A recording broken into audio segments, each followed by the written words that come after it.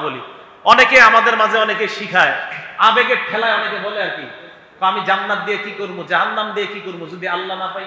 বাংলাটা শুনেন, আমি জান্নাত দিয়ে কি করবো, জাহান্নাম দিয়ে কি করবো যদি আল্লাহ না পাই। মানে উনি বুঝাইতে চাই উনি জান্নাতে গেলেও যদি আল্লাহ না পায় উনি কি করবে। আপনি কি আপনার কি মাথা ঠিক আছে নাকি? আপনি জান্নাতে যাইবেন আর আল্লাহরে পাবেন না? আরে আল্লাহ খুশি না হলে তো আপনি জিন্দেগিতে জান্নাতে যেতে পারবেন না। বলে আর কি, আমি আল্লাহ দিয়ে কি করবো যদি জান্নাতে গেলে আল্লাহ না পাই। আরে জান্নাতে গেলে আল্লাহ পাবেন না মানে আল্লাহকে তো পেয়েই জান্নাতে যাবেন। এই সমস্ত আবেগী মার্কা কথা বলবেনও না, শিখবেনও না, বিভিন্ন জায়গায় শিখায়। তিরমিজি শরীফের 2383 নম্বর হাদিসের বর্ণনা, নবীজি সাল্লাল্লাহু আলাইহি সাল্লাম বলেন, তাআওয়াযু মিন হুব্বিল হাযান। এটা হলো তিরমিজির বর্ণনা। আবু দাউদ শরীফ, ইবনে মাজাহ আছে, তাআওয়াযু মিনাল্লাহ, তাআওয়াযু বিল্লাহি মিন হুব্বিল হুজনি। আমার সাথে বলেন হুব্বুল হাযান। কি বললাম? এই হুব্বুল হাযান জাহান্নামের একটা এলাকার নাম। তো নবীজি এই কথা বললেন, তোমরা জাহান্নামের হুব্বুল হাযান নামক এলাকা থেকে আল্লাহর কাছে পানাহ চাও। এই কথা বলার পর রাসূল আকরাম সাল্লাল্লাহু আলাইহি ওয়াসাল্লাম এই কথা যখন বললেন, তোমরা হুব্বুল হাযান নামক জাহান্নাম থেকে আল্লাহর কাছে পানাহ চাও, তো সাহাবারা বললেন, হুজুর হুব্বুল হাযান আবার কি? নবী বললেন, ওয়াদিন ফি জাহান্নাম। হুব্বুল হাযান জাহান্নামের একটা এলাকার নাম।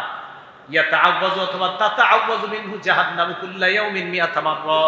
জাহান্নাম এই হুব্বুল হাযান নামক এলাকা থেকে দৈনিক 100 বার আল্লাহর কাছে পানাহ চায়।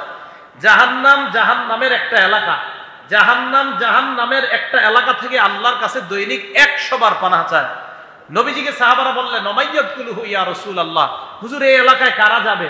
নবী বললেন, আল কুররা আল মুরাউনা বিআমালিহিম, কারি সাহেবরা যাবে, পাঠকরা, আলেমরা, যারা মানুষকে দেখানোর জন্য আমল করত, এই হুব্বুল হাযান নামক জাহান্নামের মধ্যে তারা যাবে। বুঝাইতে চাইলাম, আমাদের যে কোনো আমল এটা একমাত্র আল্লাহর জন্য করা, আল্লাহকে খুশি করার জন্য করা। আল্লাহ ছাড়া অন্য কাউকে খুশি করার জন্য যদি আমল করি, এই আমলের প্রতিদান আল্লাহর কাছে পাওয়া যাবে না। তাহলে বলেন তো, আমরা একমাত্র কাকে খুশি করার জন্য আমল করব? আল্লাহকে। আর আল্লাহর কাছ থেকে প্রতিদান পাওয়ার আশায় আমরা আমল করব।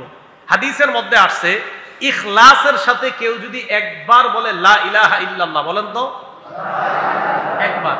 তিরমিজি শরীফের বর্ণনা, নবীজি বলেন, আন্না রাজুলাম মিন উম্মতি সায়াতাখাল্লাসু ইয়াউমাল কিয়ামাতি আলা রুউসিল খালাইক। কিয়ামতের ময়দানে আমার উম্মতের একজনকে আল্লাহ উপস্থিত করবেন, করার পর কিয়ামতের ময়দানে আল্লাহ পাক রব্বুল আলামিন তাকে সমস্ত সৃষ্টির সামনে দাঁড় করাবেন।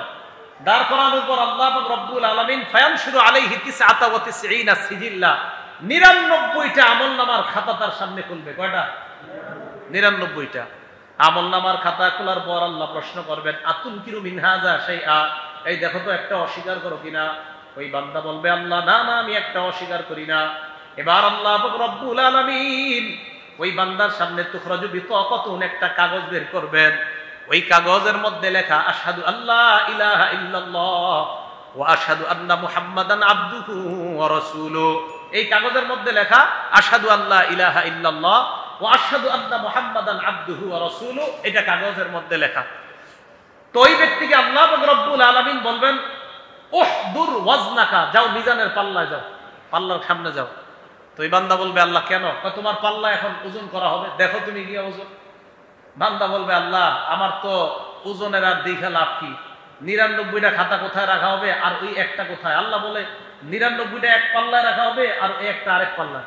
তো ওই বান্দা আল্লাহকে বলে, আল্লাহ মা হাদিহিল বিতাকা মা হাদিহিস সিজিল্লাত, এই 99টা খাতার সাথে ছোট্ট এই কাগজের টুকরার কি হবে? নবীজি সাল্লাল্লাহু আলাইহি ওয়াসাল্লাম বললেন, ওই মুহূর্তে আল্লাহ বান্দাকে বলবে, যাও ফাতুদউ ফি কিফাতিন 99 সিজিল্লা, 99টা আমলনামার খাতা এক পাল্লায় রাখা হবে, আর একটা আমলনামার খাতা আরেক পাল্লায় রাখা হবে।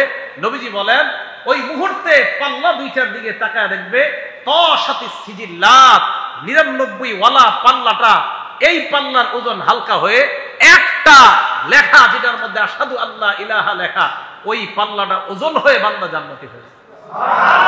এটা কেন? এই ইখলাসের সাথে ছিল। কিসের সাথে ছিল? ইখলাসের সাথে। বুখারী শরীফের বর্ণনা, আবু হুরায়রা রাদিয়াল্লাহু তাআলা নবীজিকে প্রশ্ন করলেন, মান আসাদুন নাস বিশাফাআতিকা ইয়াউমাল কিয়ামা, ইয়া রাসূলুল্লাহ, কিয়ামতের ময়দানে আপনার সুপারিশ পেয়ে কে সবচেয়ে সৌভাগ্যবান হবেন? নবীজি জবাব দিলেন, কিয়ামতের ময়দানে সবচেয়ে সৌভাগ্যবান ওই ব্যক্তি হবে যেই ব্যক্তি লা ইলাহা ইল্লাল্লাহ ইখলাসের সাথে পড়বে, এই ব্যক্তি কিয়ামতের ময়দানে সবচেয়ে সৌভাগ্যবান হবেন। কিয়ামতের ময়দানে সবচেয়ে সৌভাগ্যবান কে হবে? আমার সুপারিশের মাধ্যমে যেই ব্যক্তি বলবে লা ইলাহা ইল্লাল্লাহ, এই ব্যক্তি কিয়ামতের ময়দানে সবচেয়ে সৌভাগ্যবান বান্দাদের অন্তর্ভুক্ত হবে।